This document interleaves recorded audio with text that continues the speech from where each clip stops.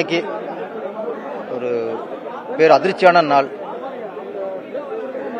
எங்கள் கலை குடும்பத்தில் இந்த 2 வாரத்தில் 2 பேரிழப்பு.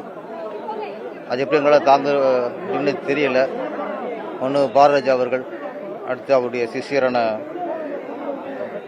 பாக்கியராஜ் அவர்கள். பாக்கியராஜ் அப்படிங்கிற அந்த ஒரு பெயர் தமிழ் திரையுலகம் இருக்க வரைக்கும் அந்த பெயர் நிலைச்சிருக்கும். நம்ம சும்மா ஒரு வெற்றி பெற்ற இயக்குனர், ஒரு சாதனையாளர் அப்படின்னு சாதாரணமாக கடந்து போக முடியாது. அவர் தமிழ் திரையுலகில் ஒரு சரித்திரம். நாங்களாம் அவர் படத்தை பார்த்துட்டு நம்மளும் டேரக்டரெல்லாம் அப்படி நம்பிக்கையோட சென்னைக்கு வந்தோம். என்னை மாதிரி பல பேர் அவர் படத்தை பார்த்துட்டு தான் டேரக்டர் ஆசை வந்தது.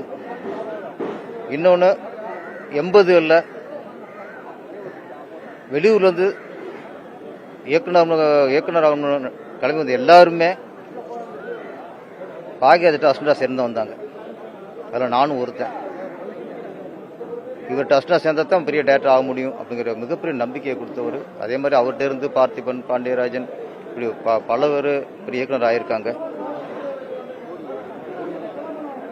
80களில் 90களில் உச்சம். இன்னொன்று அந்த நேரத்தில் கமலஹாசன், ரஜினிகாந்த் அப்படிங்கிற 2 மிகப்பெரிய உச்ச நடிகர்கள். அவங்க படத்தை வசூல் கொட்டிக்கிட்டு இருக்கோம். அந்த நேரத்தில் இடையில ஒரு இயக்குனராக அவரே ஹீரோவை நடித்து அவங்களை ஈக்குவல் சொல்ல அவங்க மேலேயே வசூலை பார்த்தவர். இன்னொன்று தமிழ் திரையுலகிலேயே பிஸ்னஸ்ங்கிறது 80 லட்சம் 80 லட்சம் அப்படி இருந்த காலகட்டத்தில் முதல் முறையாக 1 கோடி பிஸ்னஸ் பண்ணது பாகேஸ்வரோட படம் தான். அவருடைய தவணை கண்ணுகள் 1 கோடி வசூலை தொட்டது. அதே மாதிரி ஹிந்தியில் நிறைய போய் வெற்றி கொடுத்துருக்காங்க. ஆனால் மிகப்பெரிய வெற்றியை கொடுத்தவர் பாக்கியராஜ் சார். அப்போ சூப்பர் ஸ்டார் இருந்த அமிதாப் பச்சன் உச்சத்தில் இருந்தார். ஆக்ரி தாங்கிற படம் ஹிந்தியில் மிகப்பெரிய வசூல் அடைஞ்சது. அமிதாப் பச்சன் நடித்து மிகப்பெரிய வெற்றி அடைந்த 10 படங்களில் அந்த ஆக்ரி தான் ஒன்று. திரைக்கதை மன்னர்பாங்க, திரைக்கதை மேதையம்பாங்க. இது எல்லா படத்துக்கும் முழு தகுதி உள்ளவர். இன்னொன்று இப்போ வர புது இயக்குநர்களாகட்டும் எல்லாருமே ஒரே ஒரு விஷயம், திரைக்கதை கற்றுக்கணும்னா நம்ம வேற எங்கேயும் படிக்க தேவையில்லை, இன்ஸ்டியூட்டுக்கு போக தேவையில்லை. பாக்கியராஜோட ஒரு 10-15 படத்தை தொடர்ந்து பார்த்தாலே நம்மளுக்கு திரைக்கதை அறிவு வந்துடும்.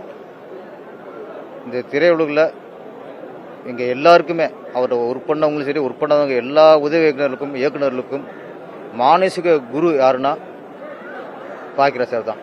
அவர் ஒர்க் பண்ண பார்த்திபன், பாண்டியராஜன் மட்டும் அவருக்கு சிஷியர் இல்லை. என்னைய மாதிரி நிறைய இயக்குநர்கள் அவருடைய சிஷியர்கள் தான். அவரோட சேர எங்களால் சேர வாய்ப்பு இல்லை. தவிர ஒரே ஒரு பாக்கியம் எங்களுக்கு கிடைச்சது, அவரோட பலர் பாக்கியம். அதுவும் எழுத்தாளர் சங்கத்தில் தலைவர் வந்ததுக்கப்புறம் அதே சங்கத்தில் நானும் செயற்குழு உறுப்பினராக பயணித்தேன்.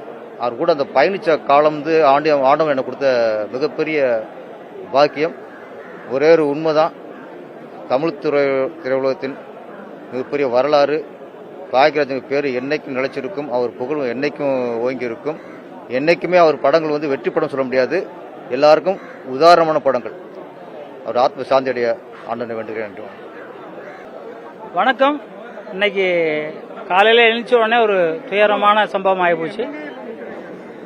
இந்தியாவில் மட்டும் சொல்ல முடியாது, உலகத்திலே கதைக்கு ஒரு மன்னன்னா அது பாக்கியராஜ் சார் அவர்கள்.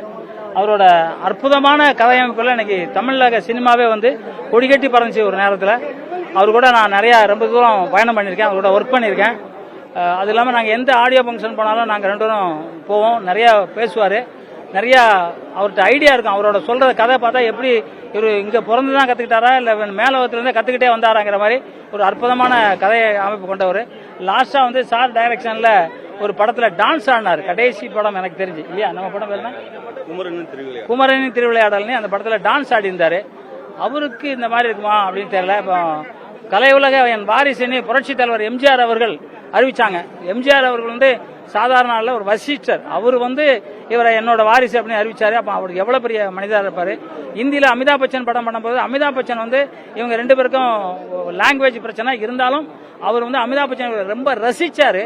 ஏன்னா நாங்களாம் கூட இருந்து பார்த்தோம். அந்த மாமனிதர் நம்மளை விட்டு போயிட்டாருங்கிறத தாங்கவே முடியல. ஏன்னா தொடர்ந்து சினிமா உலகத்தில் இன்னைக்கு வந்து சௌத்ரி சார் தொடர்ந்து கண்டினியூவாக நிறைய பேர் தவறிக்கிட்டு இருக்காங்க. எல்லாரும் எனக்கு தெரிஞ்சு நான் உடற்பயிற்சி ஆளுங்கிறதுல நினைச்சு சொல்றேன். உடற்பயிற்சி பண்ணுங்க, மென்னு சாப்பிடுங்க, முத்திரைகள் கத்துக்குங்க. நம்ம உயிர் இருக்கிற வரைக்கும் நம்ம வந்து நோய் இல்லாமல் இருக்கிறதுக்காக நீங்க என்னென்ன பண்ணுமோ அதெல்லாம் பண்ணுங்க. இன்னும் கொஞ்ச நாள் இருந்திருந்தாரு, இன்னும் திரையுலகம் ரொம்ப சந்தோஷப்பட்டிருக்கோம். அவர் ஆத்மா வந்து இறைவனடியில் போய் அமர்ந்து அவர் சாந்தமாகி எல்லாருக்கும் நல்லது பண்ணோன்னே வேண்டிக்கிறேன். நன்றி. தமிழ் திரையுலகுக்கு ஒரு மாபெரும் இழப்பு. கண்ணதாசன் ஒரு வரிகளில் சொல்லியிருப்பார், வாழ்க்கை என்பது ஒரு வியாபாரம், அதில் ஜனனம் என்பது வரவாகும், மரணம் என்பது செலவாகும். ஆனால் வரவு செலவு கணக்கில் சொன்னார். ஆனால் அந்த இடைப்பட்ட காலத்தில் நடக்கும் வாழ்க்கை, அந்த வாழ்க்கையில் யார் சாதனை படைக்கிறார்களோ அவர்கள் தான் சிறந்த மனிதர்கள். தமிழ் திரை உலகில் மாபெரும் சாதனை படைத்தவர். எனது 50 ஆண்டு கால நண்பர் அவர். சுவரில்லா சித்திரங்கள் என்ற படத்தின் மூலம் நான் உதவி இயக்குநராக அவரிடம் சேர்ந்தேன். என்னுடைய குருவாக மாறினார். நண்பராக இருந்த ஒரு குருவாக மாறினார். நான் பிறகு தொடர்ந்து இதே பக்கத்து தெருவில் தான் நான் குடியிருந்தேன். தினசரி சந்திப்பேன். இன்று காலையில் இந்த செய்தி கேட்டோன்னே உண்மையிலேயே எனக்கு ரொம்ப எனக்கே நாடி நரம்பெல்லாம் தளர்ந்து போச்சு. அதனால வருத்தமாக இருக்கு. ஏன்னா 50 ஆண்டுகள் நண்பர், அவரை இழந்தது வந்து தமிழ் திரை உலகுக்கு வந்து ஒரு பெரிய இழப்பு. அவருடைய முதல் படம் சுவரில்லாத சித்திரங்கள். சுவர் அழிந்து போகலாம், ஆனால் அவர் எழுதிய சித்திரங்கள் என்றுமே அழியாது.